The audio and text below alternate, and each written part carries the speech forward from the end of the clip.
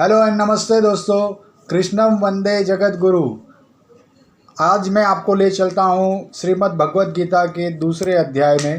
ये अध्याय शुरू करने से पहले मैं आपको एक महत्वपूर्ण चीज़ बताता हूँ कि पहले जब मैं छोटा था तो हमारे घर में एक कागज़ पे कुछ लिखा था, गीता का सारांश करके। उसमें लिखा था जो होता है वो अच्छे के लिए होता है, जो होगा वो भी अच्छे के लिए होगा। मतलब उसमें 10-12 ऐसी लाइनें लिखी थी और उसमें ऐसा लिखा गीता का सारांश। और उसको पढ़ के मैं समझता था कि मुझे पूरी गीता आ गई। मैं अपने आप को गीता का पंडित समझने लगा था। और फिर मैंने उस गीता का पूरा अध्ययन करने का कोई मन नहीं बनाया। फिर इसके बाद काफ़ी सालों बाद 30-35 साल बाद अब मैं बड़ा हो गया, उसके बाद जब मैंने श्रीमद् भगवद गीता का अध्ययन किया तो मुझे अपनी मूर्खता का ज्ञान हुआ कि मैं कितना मूर्ख था कि मैंने खाली थोड़ी सी चीज़ को पढ़ के अपने आप को गीता का ज्ञानी समझ लिया। क्योंकि गीता में जो पूरा ज्ञान दिया है वो बहुत ही समझने योग्य है और अधूरा ज्ञान तो अज्ञान से भी खतरनाक होता है। इसीलिए आप कभी भी अगर गीता पढ़ना शुरू करें तो उसको पूरी तरह से पढ़िएगा और जब तक वो पूर्ण ना हो तब तक उसको अध्ययन करते रहिए, या तो किसी गुरु की सहायता लीजिए अगर आपको नहीं समझ में आती है। तो चलिए इसी के साथ शुरू करते हैं द्वितीय अध्याय। इस द्वितीय अध्याय में कृष्ण भगवान ने सांख्य योग कहा गया है, सांख्य योग के बारे में बताया है। और पहले अध्याय में जिस तरह अर्जुन पीड़ित था अपने दुखों से कि मुझे मेरे गुरुजनों के सामने युद्ध नहीं करना है और अपने हथियार रख देता है, उसी से हम शुरू करते हैं। पहला अर्जुन बोलता है कृष्ण भगवान को, कथम भीष्मं मह संख्ये द्रोणच्च मधुसूदन इशिम भीम प्रीति यत्स यमी ऊर्जा वरी सुदन। इसका अर्थ यह है कि अर्जुन भगवान को कहता है कि मैं रणभूमि में भीष्म और द्रोणाचार्य के समान कैसे मान चलाऊंगा, ये मेरे आदरणीय पूजनीय, मैं उनको कैसे मार सकता हूँ। इसके अर्थ में फिर मतलब वो वही अपना रोना रोता है कि मैं अपने गुरुजनों को मारकर कैसे जीवित रहूँगा, इससे अच्छा मेरा मर जाना उचित है। तो वो अभी एक सुसाइड मोड में है। जैसे काफ़ी लोग जीवन में हताश हो जाते हैं और बोलते हैं कि अब मुझे नहीं जीना है, अब मैं अपने जीवन का अंत कर लेता हूँ। तो इसी समय फिर भगवान उसको गीता का ज्ञान देते हैं। भगवान का पहला श्लोक है, अशोचानंद शोचत्वं प्रज्ञा भास से गतासून गतासूच्य नानु शोचति पंडिता। अर्जुन को बोलते हैं कि हे अर्जुन, तू पंडितों जैसी बात तो कर रहा है मगर तुझे पंडितों जैसा ज्ञान नहीं है। जो ज्ञानी लोग हैं वो ना किसी के मरने का ना किसी के जाने का शोक करते हैं, क्योंकि वो उस सर्वोच्च ज्ञान को जानते हैं। इसके बाद कृष्ण भगवान उसको बताते न त्वे वह जातु नास न त्व नेमे जनाधिपमाम न चेव न भविष्यमाम सर्वे व्ययम परम। इसका अर्थ है कि आज तू इसके पहले भी था और इसके बाद भी रहेगा। इसका अर्थ है कि इसके ये जितने भी लोग के साथ तू युद्ध कर रहा है ये उनका पहला जन्म नहीं है, ये इसके पहले भी जीवित थे, इसके बाद भी आने वाले समय में आएंगे। तो इसमें अर्जुन आश्चर्यचकित हो जाता है, ऐसा कैसे हो सकता है। फिर भगवान बोलते हैं, देहिनोस्मिस्था देहे कौमार यौवन जरा तथा देहांते प्रास्थित मुहार्ति।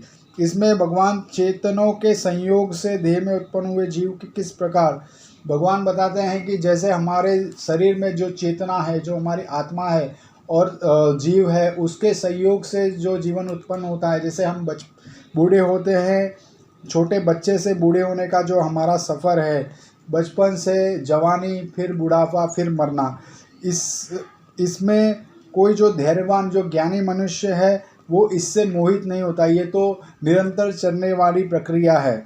इसके बाद भगवान एक उदाहरण देके समझाते हैं, द सुपर्णा सुज्या सुखाया समान वृक्ष परिष्य जो जाते तत्तोरण्य पीपल स्व छन्नो अभिचाच शीति समाने वृक्षे पुरुषो निम्न शियासा शोचति महामुआन जष्टु यदा पश्यमीशास्म्य महिमा निमिति वितशोकम। इसका अर्थ ये है कि भगवान बताते हैं कि ये शरीर को तू एक पीपल के वृक्ष की तरह जान, जैसे कि एक पीपल के वृक्ष में आत्मा और जीव दोनों वृक्ष है और उस वृक्ष के ऊपर दो पक्षी रहते हैं, एक आत्मा और एक जीव है, और ये दोनों मित्र पक्षी एक साथ उस वृक्ष के ऊपर रहते हैं। ये वृक्ष तुम्हारा शरीर है समझो, और इस वृक्ष के मान लो ख़त्म हो जाने पे या टूट जाने पे या मर जाने पे ये जो दो पक्षी है, जीव है और आत्मा है, ये दोनों उड़ जाते हैं। उसी प्रकार शरीर के मर जाने पर हमारे जो शरीर में जीव है और आत्मा है, दोनों दूसरा शरीर धारण कर लेते हैं, दूसरे में चले जाते हैं। और हमें हमारे जो जीव है, जो हमारे जीव है वो सुख और दुख का अनुभव करती है, मगर आत्मा को न सुख होता है न दुख होता है। और हमारे जो जीव है उसको आत्मा से सीखना चाहिए। जो ज्ञानी पुरुष है वो उस परम सत्य को जान लेते हैं और वो सुख दुख से परे हो जाते हैं। इसके बाद भगवान कृष्ण बोलते हैं, मात्रा स्पर्शास्तु कौन्तेय शीतोष्ण सुख दुख खदाम अगामापियोनि नित्यास्ताम स्थितिक्षस्व भारतम।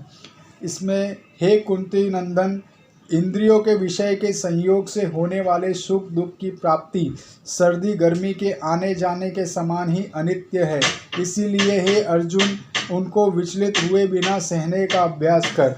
इसमें भगवान बोलते हैं कि सुख दुख तो उसी प्रकार आता है जैसे हमारे ऋतु आती है, सर्दी और गर्मी आती है, उसी प्रकार सुख दुख आते जाते रहते हैं। इसीलिए उनको सहने का अभ्यास मनुष्य को करना चाहिए। इसके बाद य हिम न वथ यन्ते ते पुरुषम पुरुषस्व सम दुख सुख धीर सौम्यत्व कल्पते। हे पुरुष श्रेष्ठ अर्जुन, जो सुख दुख को समान समझकर इन दोनों से व्याकुल नहीं होता, वह धैर्यवान व्यक्ति निश्चित रूप से मुक्ति के योग्य है। मतलब कोई भी इंसान अगर सुख दुख दोनों को समान समझता है, वैसा ही व्यक्ति मुक्ति पाता है। वही व्यक्ति शांत मनुष्य और स्थिर बुद्धि वाला कहलाता है। इसके बाद भगवान बोलते हैं, नासुतो विद्यते भावो न भावो विद्यते संताम उम्रोश्री दुष्यतो स्मत् वन्योस्तत्वदर्शिमीम्। इसमें असंत भावहीन होता है तथा सत भाव वाला होता है। इस प्रकार इन दोनों ही का ही तत्वज्ञानी मनुष्यों देखा गया है। मतलब जो ज्ञानी व्यक्ति इस चीज़ को जानते हैं कि सुख और दुख दोनों एक चक्र की तरह है, जीवन में आते जाते रहते हैं, और उसके मनुष्य को विचलित नहीं होना चाहिए। वैसे ज्ञानी इस तत्व ज्ञान से मोहित नहीं होते हैं और अपने कर्म में लग जाते हैं। अविनाशी तु तद्विद्वि येन सर्वमिदं ततं विनाश्यस्य शास्म्य न किश्य कर्तमुहर्तिम्। इसका अर्थ है, नाश रहित तू उसको जान जिससे यह संपूर्ण जगत व्याप्त है। उस अविनाशी का विनाश करने में कोई भी समर्थ नहीं है। भगवान कहते हैं, इस जगत में जो कोई भी है वो विनाश होना ही है। अविनाशी तो केवल परमात्मा है, जो परम शक्ति है, जो आत्मा है वो अविनाशी है, वो कभी मरती नहीं है, ना उसको मारने की किसी में सामर्थ्य है। अंतवंत इमे देहा नित्य सत्यो का शरीरेण अनाशिन्यो प्रेमस्य तस्माद्युध्वस्व भारत। इस नाश रहित अप्रेम स्वरूप नित्य स्वरूप चेतना के सब शरीर नाशवान कहेंगे। इसलिए हे भरतवंशी अर्जुन, तू युद्ध कर।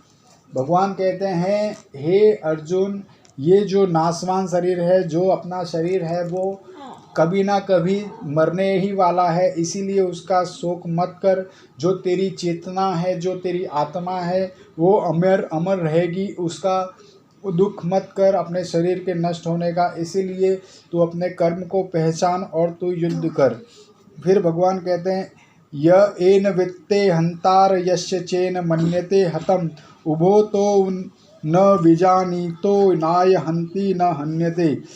जो इस आत्मा अर्थात चेतना को मारने वाला मानता है और जो इसे मरा मानता है, वे दोनों ही अज्ञानी है। यथार्थ ज्ञानी है, ज्ञानी जानता है कि यह आत्मा अर्थात चेतना न तो मरता ही है और न ही कभी मारा जाता है। भगवान कहते हैं ज्ञानी मनुष्य को पता है कि आत्मा न कभी मरती है न कोई मार सकता है।